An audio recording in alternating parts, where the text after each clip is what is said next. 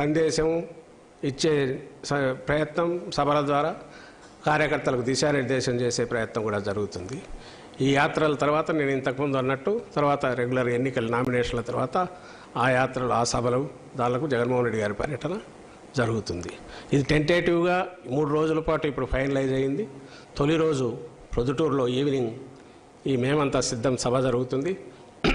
రెండవ రోజు నంద్యాల, రెండవ రోజు ఉదయానికి అంటే ఆ రోజు రాత్రికే నంద్యాల నియోజకవర్గం పార్లమెంట్ నియోజకవర్గంలో ఎంటర్ అవుతారు.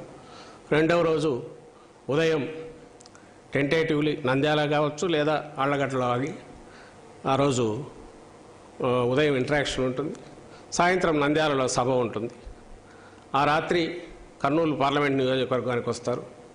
మరుసటి రోజు సాయంత్రం ఎమ్మిగనూరులో సభ ఉంటుంది.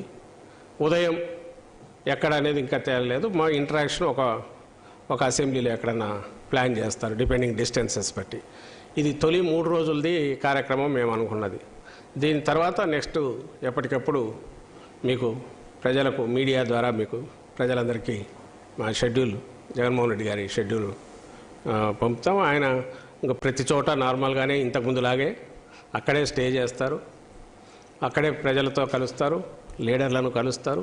ఆయన యాక్టివిటీ అంతా కూడా పాదయాత్ర సందర్భంలో ఎట్లయితే జరిగిందో అక్కడి నుంచే జరుగుతుంది. ఈ 20 రోజులు కానీ 22 రోజులు కానీ అక్కడి నుంచే జరుగుతుంది. ఈ కార్యక్రమం మీ అందరికీ మీ ద్వారా ప్రజలందరికీ తెలియజేయడానికి ఈరోజు ఇక్కడ మీడియా సమావేశం ఏర్పాటు జరిగింది. ఇది ఒకటి ఉంది కదా. 3వ రోజు అంటే ఇక్కడ ఏమొస్తుందంటే 27, 28 అయ్యాక 29వ తేదీ గుడ్ ఫ్రైడే ఉంది. ఆ రోజు బ్రేక్ అక్కడే ఉంటారు. 30వ తేదీ అంటే శనివారం వచ్చి ఎమ్మిగనూరు సభ ఉంటుంది. సో బుధవారం, గురువారం, శుక్రవారం బ్రేక్, శనివారం ఎమ్మిగనూరులో సభ. ఇది 3 పార్లమెంట్ నియోజకవర్గాలకు సంబంధించిన షెడ్యూల్ ఇది. Thank you. ఇక్కడ మాట్లాడుతున్నాను.